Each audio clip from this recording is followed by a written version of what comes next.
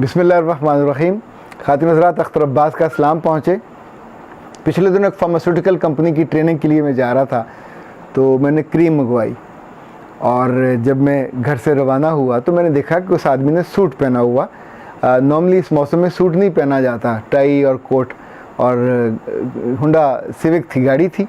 तो मैंने उससे पूछा कि आप क्या करते हैं, तो उसने मेरी तरफ देखा तो उसकी आंखें सुर्ख हो रही थीं।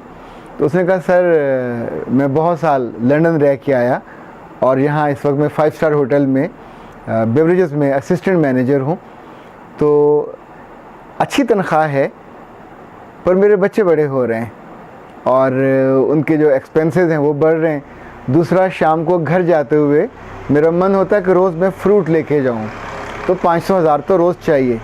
तो अब ये अपनी मामूल की तनख्वाह में से पैसे निकालना ज़रा मुश्किल होता है। तो then I found it good कि मैं कुछ घंटे जब शाम को वहाँ से फ़ारुग होता हूँ तो घर जाने से पहले पहले चला लेता हूँ।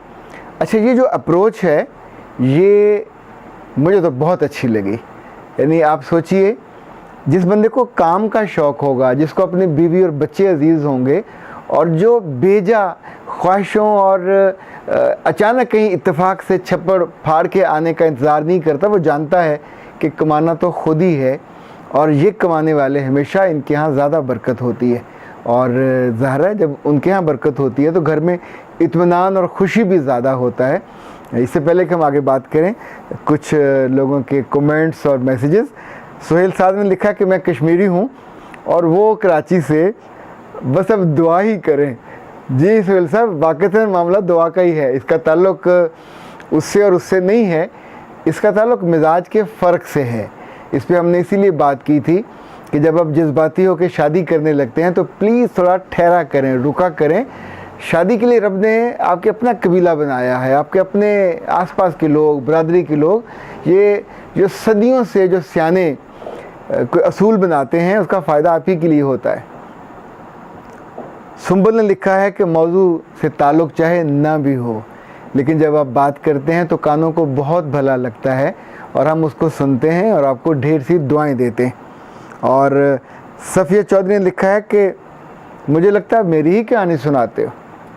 मैं 50 साल से ज़िंदगी में हूँ और इस कहानी का हिस्सा बने हुए, पर अब तो ये भी लगता है कि मैं अपनी कहानी लिख सकती हूँ और एक किताब भी।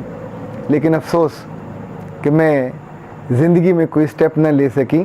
पाकिस्तान में ज़िंदगी बसर करके अब मैं कनाडा आ गई हूँ, पर क्या फ़ायदा, अगर वक्त पे स्टेप लिया होता तो मेरी ज़िंदगी में इतनी हसरतें और इतनी ख्वाहिशें ना होती।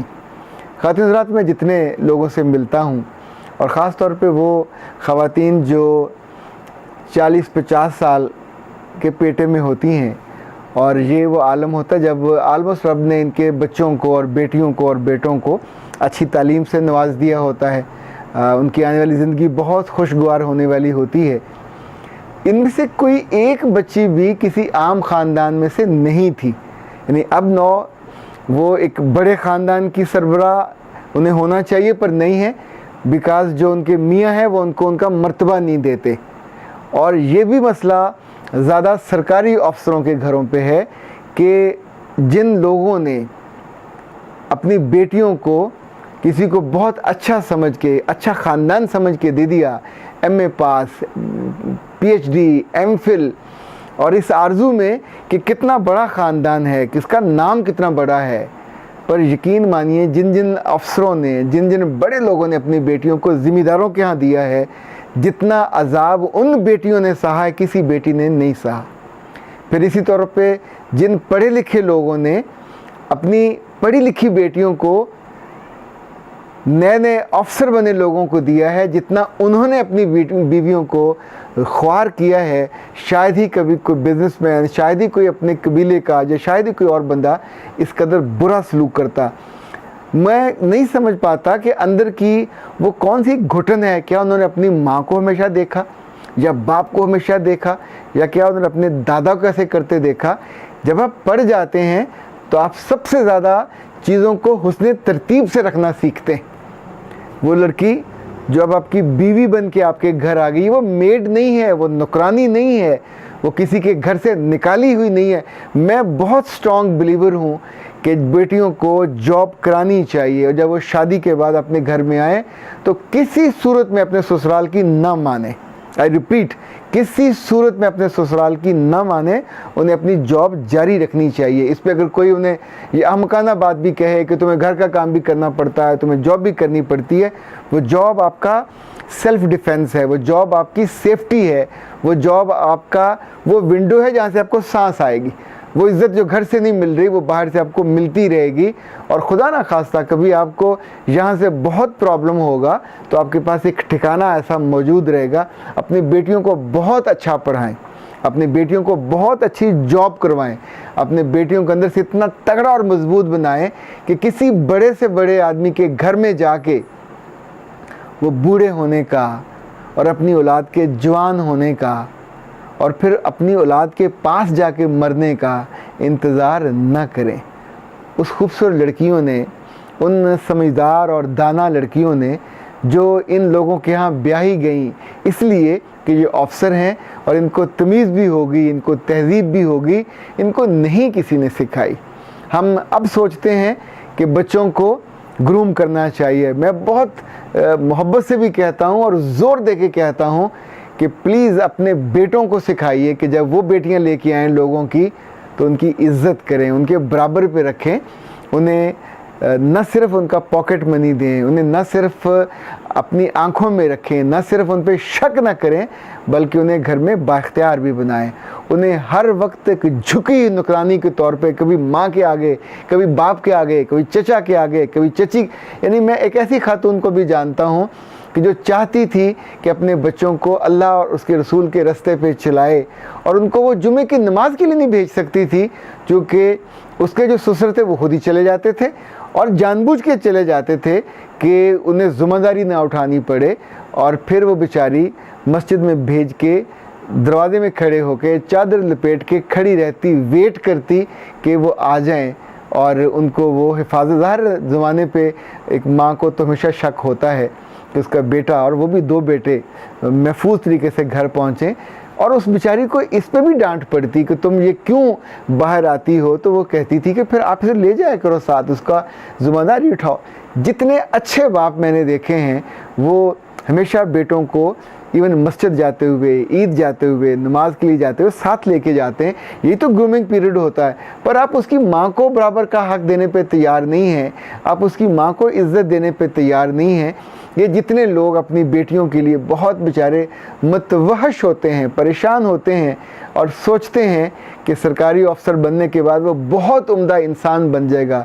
काश ये बहुत उम्दा इंसान बन जाया करें, नहीं बन पाते। इनको बड़े बड़े घर मिल जाते हैं पर बड़ा बड़ा दिल नहीं मिलता। इनकी तनख्वाहें बहुत बड़ी हो जाती हैं पर इनकी जो ज़र्फ़ है वो बड़ा नहीं हो पाता।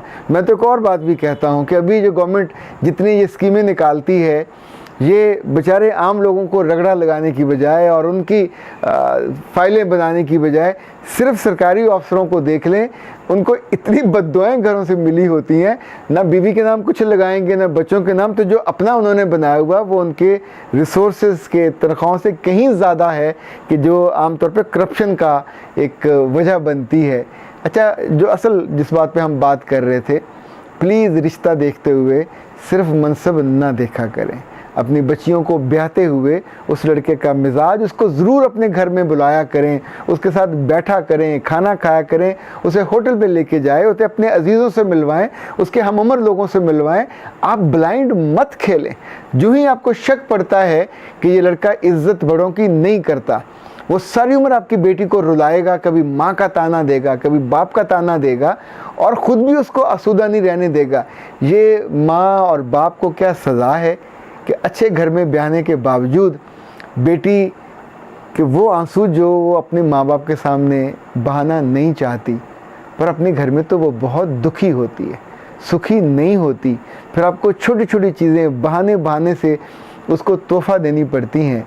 और अगर रब बेटी पे ख़ास अनायत करे और उस घर में वो आसूदा हो और उसको कुछ हक मिल जाए, तो आप सोचिए कि उसका अंदाज़ बिल्कुल मुख्तलिफ होगा। वो अपने बहन भाइयों के बच्चों को, वो अपने अजीज़ों को देने वाला हाथ होगा और ये बाइज़्ज़त हाथ होगा, पर ये इज़्ज़त उसके मियाँ की ज़्यादा होगी कि उसकी वजह से वो इस काबिल है कि देने वाले हाथ में उसका शुमार होता है।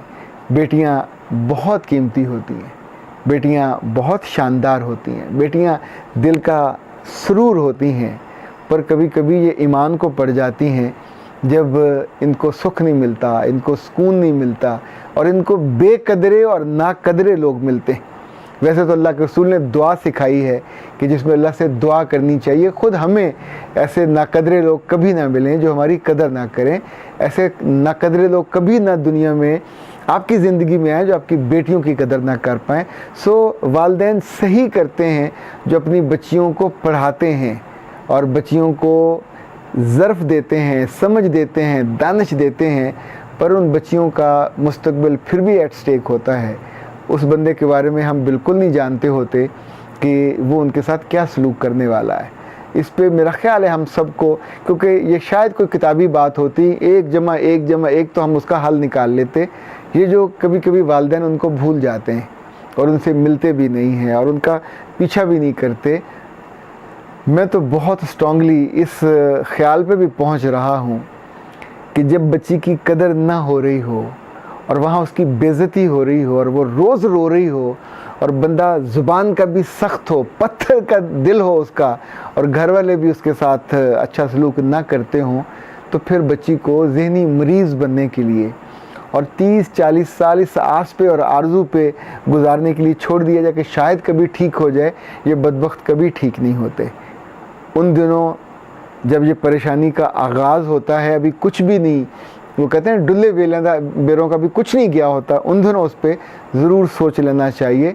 सारी उम्र गंवाने और रोने से वो फ़ैसला बहुत बेहतर होता है कि जब आप रब से मदद मांगते हैं और उसकी मदद से कोई बेहतर फ़ैसला कर लेते हैं। अख्तर अब्बास को इजाज़त दीजिए।